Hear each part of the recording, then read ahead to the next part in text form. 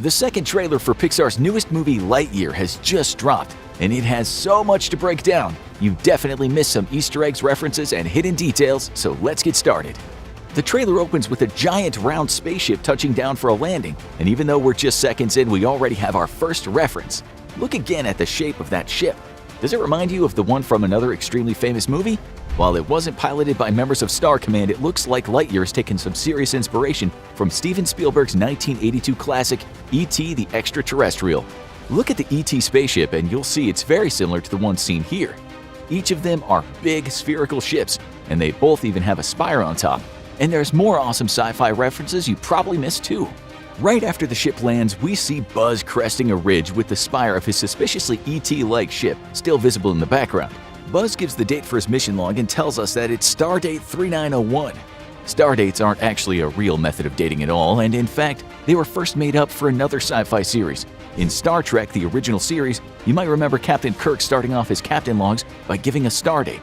The numbers were completely random and didn't mean anything in order to obscure just when exactly the show was meant to take place. Though eventually, for Star Trek The Next Generation, they formalized the system, with the first number designating the century, the second number based on the season of the show, and the rest still being mostly random. But there's something else interesting you might not have realized. Remember that Buzz tells us that it's Stardate 3901.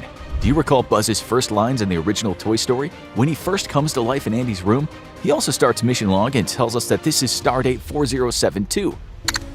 Buzz Lightyear mission log, Stardate 4072. My ship is run off course en route to Sector 12. Is this similar to the Star Trek numbering system, and that the first two digits might represent the year? Which means that Buzz we see in the first Toy Story movie thinks that roughly a year has passed since this moment in Lightyear.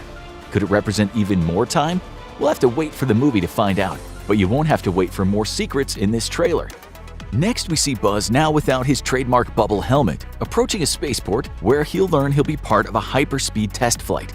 We get a good look at the Pip-Boy from Fallout-like communicator on Buzz's arm, which in addition to recording his mission logs, also appears to be able to do atmospheric scanning to determine whether the air is breathable, and has buttons labeled Control, Feed, and VCTR, which probably stands for Vector and would aid Buzz in navigation. His mission log is interrupted by Commander Hawthorne, though, who we've learned from the leaked concept art that her first name is Alicia. And there's something else you definitely missed here, when we get a good look at the insignia on Buzz and Alicia's arms. Take a closer look at it and see if it reminds you of anything. Looks like the ship from the beginning of the trailer, right? The ship is taking off in the logo, and it also bears a strong resemblance to the Atari logo. The Atari was a game console from the 1980s, and one of the most infamous games is the one based on, you guessed it, E.T. the Extraterrestrial. The game is regarded as one of the worst ever made and has been blamed as one of the reasons for the video game crash of the early 80s, which almost destroyed the entire industry. Is Buzz's patch on his arm yet another reference to E.T.? I'm gonna say yes. Are you ready for more secrets and Easter eggs? Because there's lots more to come. Commander Hawthorne asks Buzz if he's ready, and we see Buzz in an outfit that's more reminiscent of another sci-fi movie pilot's outfit than his usual Space Ranger suit. Do you know which one? It might not be orange here, but Buzz's suit looks a lot like the one Rebel pilots wear in Star Wars. Buzz's ship, which we learned from the first trailer is called the XL-01, is prepared for takeoff, as opposed to Star Cruiser 42, which was his ship in the animated series. It's clear now that Buzz is the test pilot for a new method of travel. Commander Hawthorne and Buzz then both get to say half of Buzz's most famous catchphrase, "To infinity and beyond." Did you catch that? They touch the tips of their index fingers together. Yet another E.T. reference. At this point, it's definitely more than just a coincidence, but just wait until you see what happens next. The XL-01 takes off into space, and as Socks the robot cat presses a button, if you pause, get it? Anyway, you can see that there's an indicator light for crystallic lock, confirming that this is a test of the use of crystallic fusion. In the animated series, crystallic fusion was a form of power that came with crystals mined on the underwater world of Bathios, and confirms that these are what the crystals shown in the first trailer were. If you're quick, you can see Buzz press a button for hyperlaunch and the ship immediately takes off, with the star stretching out like in Star Wars when a ship enters hyperspace. Hyperlaunch? Hyperspace. Yet another sci-fi movie connection? And get ready because there's more.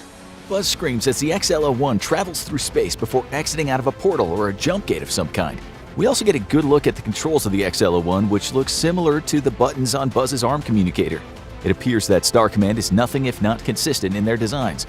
We also see that there's pieces of confetti strewn around the cockpit, and some even on socks. Perhaps this was meant to be part of a celebration for the first ship to hyperjump? But there's no time to celebrate, since you likely missed yet another Easter egg. Buzz's ship lands on what looks to be a desolate planet, and he fires a flare into the sky as he tries to reach Star Command on his communicator, saying, "Buzz Lightyear to Star Command, come in Star Command," before asking, why don't they answer? Once again saying the exact same thing he did in the first Toy Story when he first comes alive on Andy's bed. Star Command, come in. Do you read me? Why don't they answer? Then we see a shot of Buzz in his orange flight suit, carrying what looks to be one of the crystals used to power spaceflight. And here we have yet another sci-fi reference. If flight suit and the jump to hyperspace don't clue you in, Lightyear looks to be showing its love for more sci-fi movies than just E.T. And here, Buzz's situation looks very similar to when Luke Skywalker lands his X-Wing on Dagobah in Star Wars The Empire Strikes Back. Buzz's flight suit now looks almost exactly like a Rebel pilot's, and even has a cute robot companion with him, just like Luke had in R2-D2. Buzz is just lucky his ship isn't sinking into the swamp the way Luke's did, since it's doubtful he'll be learning to control the Force on this mission. There's plenty more obscure references you missed the first time though. Buzz is tackled by a mysterious figure, who we soon learn is Hawthorne, but not the Hawthorne you think it is. This isn't Commander Alicia Hawthorne, but her granddaughter Izzy. And check out the number on her armor. Does it seem special to you? Anytime the number 42 pops up in a work in sci-fi, it's almost guaranteed to be a reference to Douglas Adams' novel series The Hitchhiker's Guide to the Galaxy, where it's revealed that the answer to the ultimate question of life, the universe and everything, is 42. But back to this being Commander Hawthorne's granddaughter. Clearly, something isn't right. Sox calculates how much time has passed, and we learn they've been gone 62 years, 7 months, and 5 days. What? I can't believe it, and neither can Buzz. The trailer really kicks off now, and we see Izzy and Buzz running up to a fortress with the word ZAP on it several times. We know from toys being released for the film that Izzy is a member of a group called Zap Patrol, who fights back against the threat of Zurg on the planet Takani Prime. That's right, thanks to a toy, you're now one of the very first to know the name of the planet Lightyear takes place on. Izzy enlists Buzz to assist Zap Patrol in their mission to destroy an alien ship and introduces us to the rest of the team, which includes Darby, an explosives expert, who joined the team to shave some time off her sentence. And if you're quick, you can also see from her suit that Darby's last name is Steele. Next up is Mo Morrison, who's about to find out that he signed up for a lot more than just a fun boot camp thing. Buzz looks to be in some trouble as he's carried away by a Zyclops, one of the yellow robot soldiers who make up the army that serves Zurg. These appear to be quite similar to the Zurg bots from Toy Story 2, who had the exact same yellow and black color scheme.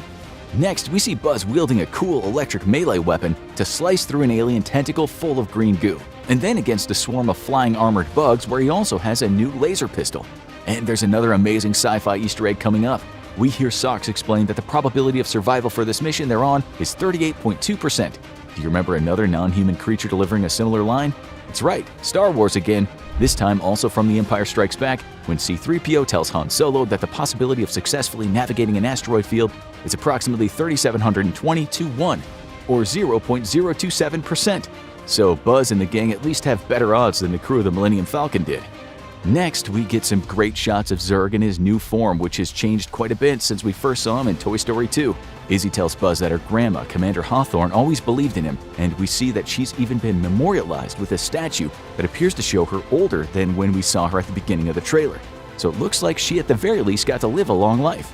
Zurg then reveals he's gotten some weapon upgrades, including a grappling hook arm. But did you catch that shot that's almost the exact recreation of one from a previous movie? Other than being reversed, the pose Zurg takes with his triple-barreled blaster is almost exactly the same shot from Toy Story 2.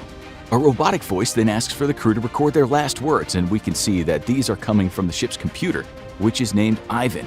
Ivan is likely an acronym, since Pixar likes to give their robots and AI humans names like WALL-E, which stands for Waste Allocation Load Lifter Earth Class. What do you think Ivan stands for, though? Buzz's last words recorded by Ivan are, "Do not vomit inside the vehicle." And Ivan then asks if you're satisfied with the recording, please select 1. It looks like the technology for automated voice controls hasn't improved with the advent of interplanetary travel. Buzz tries to get Izzy to do the same ET-style finger touch thing he used to do with her grandmother, but Izzy isn't having it, thinking that he wants instead to pull his finger. If you look in the background, you can see another character too. While Darby and Mo are both wearing their full armor, which makes them look like robots, next to them is an actual robot.